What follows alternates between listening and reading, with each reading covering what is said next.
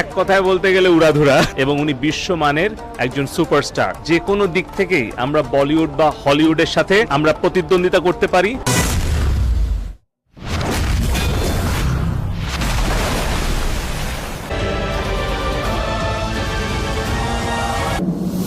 তুফান, খুব ভয় পাইছি রে।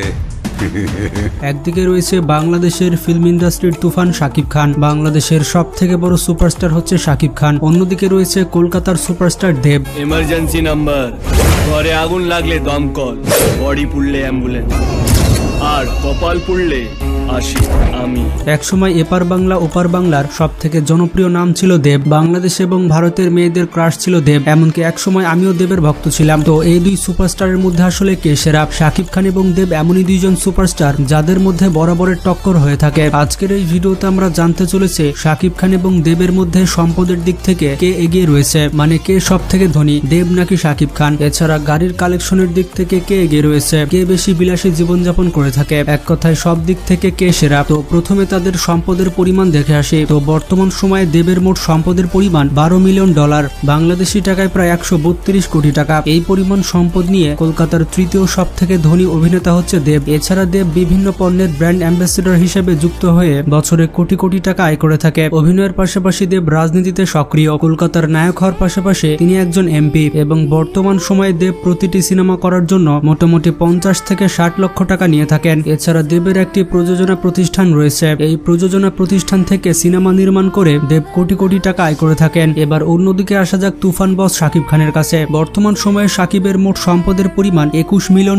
যা বাংলাদেশি টাকায় 231 কোটি টাকা। মানে শাকিব খানের গাড়ি বাড়ি বাদ দিয়ে শুধু ক্যাশ টাকা রয়েছে 231 কোটি টাকা। এই পরিমাণ সম্পদ নিয়ে বাংলাদেশের সব থেকে ধনী অভিনেতা হচ্ছে কিং খান শাকিব খান। বাংলাদেশের অন্যান্য তারকাদের মতো শাকিব খান বিভিন্ন পণ্যের ব্র্যান্ড এন্ডোর্সমেন্ট করে থাকেন। বড় বড় কোম্পানির ব্র্যান্ড অ্যাম্বাসেডর হিসেবে যুক্ত হয়ে আছেন শাকিব খান। এছাড়া শাকিব খানের বিভিন্ন ব্যবসা প্রতিষ্ঠান রয়েছে। সম্প্রতি তিনি আরো একটি ব্যবসা প্রতিষ্ঠান দাঁড় করেছেন। শাকিব খান শুধুমাত্র একটি বিজ্ঞাপন করার জন্য 50 লক্ষ টাকার বেশি চার্জ করে থাকেন। বর্তমানে শাকিব খান প্রতিটি সিনেমা করার জন্য 1 কোটি টাকা চার্জ করেন, এবং শাকিব খানের নিজের প্রোডাকশন হাউস রয়েছে। তার প্রোডাকশনের নাম হচ্ছে এসকে ফিল্ম। এই প্রোডাকশন হাউস থেকে সিনেমা নির্মাণ করে শাকিব খান কোটি কোটি টাকা আয় করছেন। তো সম্পদের দিক থেকে দেবের থেকে অনেক এগিয়ে আছে শাকিব খান, কারণ সিনেমা ইন্ডাস্ট্রিতে দেবের থেকে অনেক আগে এসেছে শাকিব খান। তাছাড়া দেবের থেকে অনেক বেশি সিনেমা করেছেন শাকিব খান, এই কারণে দেবের থেকে অনেক ধনী হচ্ছে শাকিব খান। কিন্তু তারপরও দেব যেহেতু কলকাতার এমপি, তাই এমপিদের সম্পদ কিন্তু প্রকাশ করা হয় না। হতে পারে পলিটিক্স থেকে দেব শাকিব খানের থেকে অনেক ধনী হয়ে গিয়েছেন। তো যাই হোক, এবার তাদের গাড়ির কালেকশন দেখে আসি। কলকাতার নায়কদের মধ্যে সব থেকে বিলাসী জীবনযাপন করেন দেব। দেবের সব থেকে কম দামি গাড়িটি হচ্ছে টয়োটা ইনোভা ক্রিস্টা,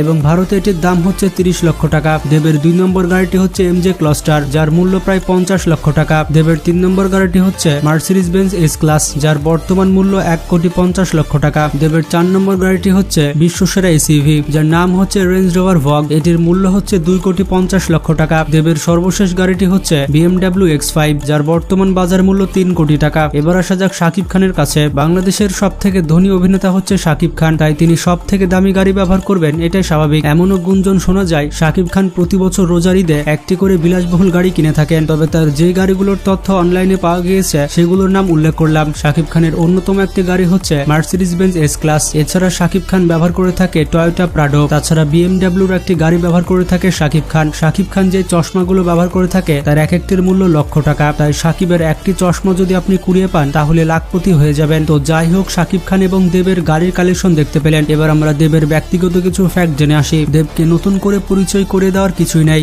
বিশেষ করে 2008 সাল থেকে 2015 সাল পর্যন্ত যে সকল মেয়েরা স্কুল কলেজে পড়তো তাদের অনেকের ক্রাশ ছিল এই দেব। এমনকি সে সময় অনেক ছেলের আইকন এবং স্টাইল স্টার ছিল দেব। মানে এক কথায় সে সময় দেবের রাজ চলছিল। দেব জন্মগ্রহণ করেছিল 1982 সালে। তো সেই হিসেবে তার বর্তমান বয়স হচ্ছে 40 বছর, এবং তার উচ্চতা হচ্ছে 6 ফিট। তিনি জন্মগ্রহণ করেছিলেন পশ্চিমবঙ্গের মেদিনীপুর জেলায়। দেবের আসল নাম হচ্ছে দীপক অধিকারী, এবং তার ডাক নাম হচ্ছে রাজু, কিন্তু তার ভক্তরা তাকে দেব বলেই ডাকে। মানে ইন্ডাস্ট্রিতে আসার পর তার নাম ডিরেক্টরদের তেমন একটা পছন্দ হচ্ছিল ছিল না, যার কারণে তার নাম দীপক অধিকারী বাদ দিয়ে দেব রেখে দেওয়া হয়। ঠিক এইরকমটাই করা হয় শাকিব খানের সাথে। তবে সে বিষয়ে আমরা একটু পরেই জানবো। দেবের পরিবারে মোট 4 জন সদস্য রয়েছে। তার বাবা হচ্ছেন গুরুদাস অধিকারী, তার মায়ের নাম হচ্ছে রশ্মি অধিকারী, তার এক ছোট বোন রয়েছে যার নাম হচ্ছে দীপালি অধিকারী। তবে এদের কাদের উপরে অধিকার রয়েছে বুঝতে পারছি না, সবার নামের শেষে অধিকারী রয়েছে। তো যাই হোক, সিনেমা ইন্ডাস্ট্রিতে দেবের কিছু প্রেমের গুজব রয়েছে।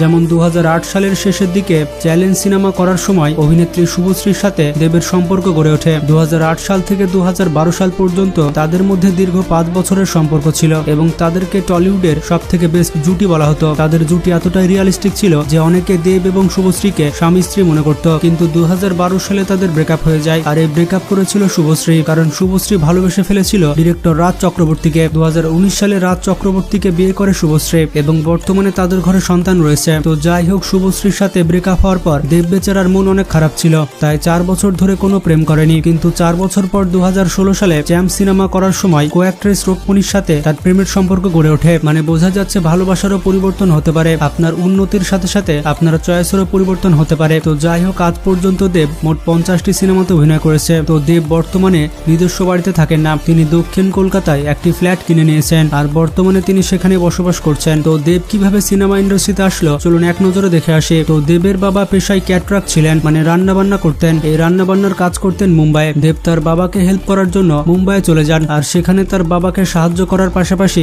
মুম্বাইয়ের বান্দ্রাতে পড়াশোনা করেন, আর মুম্বাইয়ের বিদ্যাপীঠ ইউনিভার্সিটি থেকে তার গ্র্যাজুয়েশন সম্পন্ন করেন। তবে এখানে উল্লেখযোগ্য বিষয় হচ্ছে দেব খাবার দাবার সার্ভ করতেন ফিল্ম ইন্ডাস্ট্রি লোকেদের সাথে, মানে শাহরুখ খান কিংবা সালমান খানের বাড়িতে কিংবা কোনো সিনেমার অনুষ্ঠানে, আর তাদেরকে দেখে অনুপ্রাণিত হয়ে দেব অ্যাক্টর হওয়ার স্বপ্ন দেখে। এরপর দেব তার শহর কলকাতায় ফেরত আসে, আর কলকাতায় অনেক অডিশন দেওয়ার পরে 2005 সালে একটি ছোট সিনেমাতে কাজ করার সুযোগ পান। তার প্রথম সিনেমার নাম ছিল অগ্নিশপথ। সিনেমাটি মুক্তি পাওয়ার পর এটি অনেক বড় ফ্লপ হয়, কিন্তু দেবের ভালো অভিনয়ের জন্য দেব সবার আলোচনায় চলে আসেন। তারপর দেব রবি কিনাগির পরিচালিত আই লাভ ইউ সিনেমায় অভিনয় করেন। সিনেমাটি বাংলাদেশে এবং ভারতে ব্যাপক জনপ্রিয়তা পেয়েছিল, আর এই সিনেমাটি করার পর দেবের ভাগ্য খুলে যায়। এরপর দেবকে আর পেছনে ফিরে তাকাতে হয়নি, দেব শুধুমাত্র চ্যানেল ইউনিকের ভিডিও দেখত। এরপর দেব একের পর এক হিট মুভি দর্শকদের উপহার দেয়, যেমন 2008 সালে প্রেমের কাহিনী, বিখ্যাত সিনেমা মন মানে না এবং চ্যালেঞ্জ। দেবের ক্যারিয়ারের সব থেকে সফল সিনেমা হচ্ছে চাঁদের পাহাড়। এটি হচ্ছে কলকাতার সর্বোচ্চ আয়কারী সিনেমা। এই সিনেমাটি অনেকগুলো ভাষায় রিলিজ হয়েছিল, তো এই কারণে দেব বেশ কিছু দেশে পরিচিতি পেয়ে যায়। দেব 2014 সাল থেকে রাজনীতি করছে, আর এবারের নির্বাচনে দেব আবারও কলকাতার এমপি হয়েছেন। তো আশা করি দেব সম্পর্কে আপনারা অনেক কিছু জানতে পারলেন। এবার আমরা দেখে আসি বাংলাদেশের সুপারস্টার শাকিব খান সম্পর্কে। তো যেমনটা জানেন, শাকিব খানের আসল নাম হচ্ছে মাসুদ রানা। তবে সিনেমা ইন্ডাস্ট্রিতে আসার পর তিনি তার নাম পরিবর্তন করে শাকিব খান রাখেন। তিনি জন্মগ্রহণ করেছেন 1979 সালে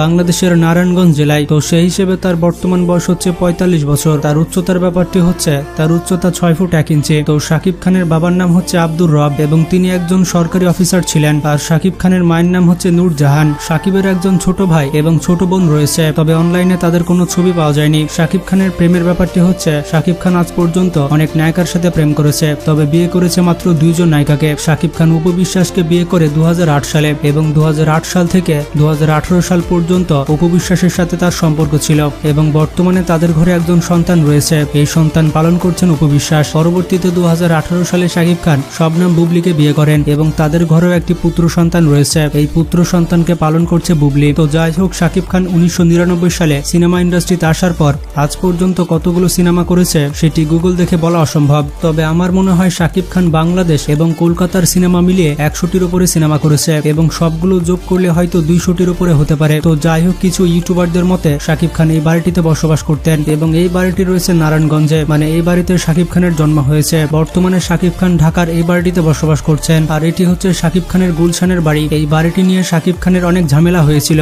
ঢাকার রাজুকের সাথে শাকিব খানের অনেক ঝামেলা বেঁধেছিল। মজার ব্যাপারটি হচ্ছে 2017 সালে এক অটোরিকশাওয়ালা শাকিব খানের উপরে মামলা করে। তবে কিছু কিছু পত্রিকা বলছে শাকিবের বিরুদ্ধে 50 লক্ষ টাকার মামলা করেছিল একজন রাজমিস্ত্রি। শাকিব খানের রাজনীতি নামের একটি সিনেমা রয়েছে। এই সিনেমাতে একটি ডায়লগ ছিল যেখানে শাকিব খান তার নায়িকাকে একটি মোবাইল নাম্বার দেয়। কাকতালীয়ভাবে সেই মোবাইল নাম্বার মিলে যায় রাজমিস্ত্রির মোবাইল নাম্বারের সাথে, আর এরপর থেকে লাগাতার ওই রাজমিস্ত্রির মোবাইল নাম্বারে কল আসতে থাকে, আর সবাই কল করে শাকিব খানকে চাইতে থাকে। আর দিনের মধ্যে এত কল আসার কারণে সেই রাজমিস্ত্রি শাকিব খানের উপরে রেগে গিয়ে 50 লক্ষ টাকার মানহানি মামলা করে। তো শাকিব খানের সিনেমায় আসার ব্যাপারটি হচ্ছে তার বাবা একজন সরকারি কর্মকর্তা ছিলেন, আর সরকারি চাকরি মানে এক জেলা থেকে অন্য জেলায় ঘুরে বেড়ানো। তাই শাকিব খানের জন্ম নারায়ণগঞ্জে হলেও তার বাবা ট্রান্সফার নিয়ে ঢাকায় চলে আসেন। আর শাকিব খান ছোট থেকে সেখানেই বড় হয়েছে। আর শাকিব খান যখন ক্লাস 9-এ পড়ে তখন তিনি মার্শাল আর্ট শিখেছিলেন। মজার ব্যাপারটি হচ্ছে শাকিব খান সায়েন্সে পড়তেন, আর এমনটাও শোনা গেছে শাকিব খান নাকি ভালো স্টুডেন্ট ছিলেন। সেই সময় শাকিব খানের স্বপ্ন ছিল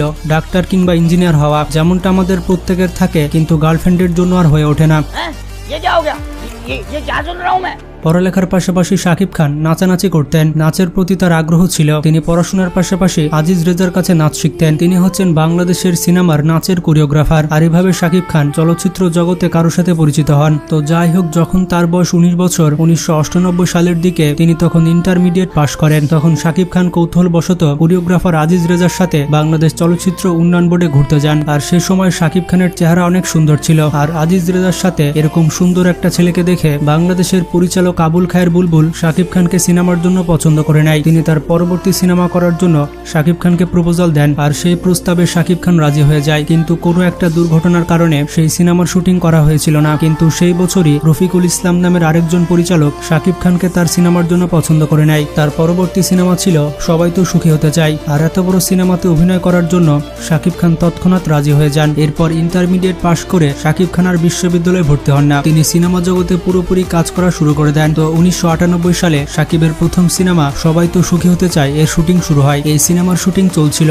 এরই মধ্যে শাকিব খান আরো একটি সিনেমার অফার পায়, যার নাম ছিল অনন্ত ভালোবাসা। তো এভাবে শাকিব খানের দুইটি সিনেমার শুটিং একসাথে শুরু হয়। তবে সবাই তো সুখী হতে চায় এটির শুটিং আগে শুরু হলেও অনন্ত ভালোবাসা এই সিনেমাটির শুটিং আগে শেষ হয়। আর 1999 সালে অনন্ত ভালোবাসা সিনেমাটি মুক্তি পায়। আর এটি হয়ে যায় শাকিবের প্রথম সিনেমা। অনন্ত ভালোবাসা সিনেমার মাধ্যমে বাংলাদেশের পাবলিক প্রথমবারের মতো টিভিতে শাকিব খানকে দেখতে পায়। মজার ব্যাপারটি হচ্ছে শাকিবের প্রথম সিনেমার বেতন ছিল মাত্র 5,000 টাকা। তবে তখনকার দিনে 5,000 টাকা অনেক ছিল। তো এইভাবে পরবর্তীতে একের পর এক শাকিব খানের সিনেমা মুক্তি পেতে থাকে। শাকিবের এতগুলো সিনেমা রয়েছে যে সবগুলোর নাম বলাই যাবে না। তো যাই হোক, শাকিবের সব থেকে সফল সিনেমা হচ্ছে প্রিয়তমা, যেটি বাংলাদেশের ইতিহাসে সর্বোচ্চ আয়কারী সিনেমা। তবে তার তুফান সিনেমা আসছে, দেখা যাক তুফান সিনেমা কেমন পারফরমেন্স করে। অনেকে বলছে এটি প্রিয়তমার রেকর্ড ভেঙে দিবে। তো শাকিব খান এবং দেবের মধ্যে আপনি কাকে ভোট দিবেন সেটি কমেন্ট করে জানান। আমাদের কমেন্ট বক্স চেক করলে বোঝা যাবে শাকিবের ফ্যান বেশি নাকি দেবের ফ্যান বেশি। আর ভিডিওটি ভালো লাগলে অবশ্যই চ্যানেলটি সাবস্ক্রাইব করতে পারেন। এতক্ষণ ভিডিও দেখার জন্য অনেক ধন্যবাদ। ভালো থাকবেন, নিজের খেয়াল রাখবেন, টেক কেয়ার।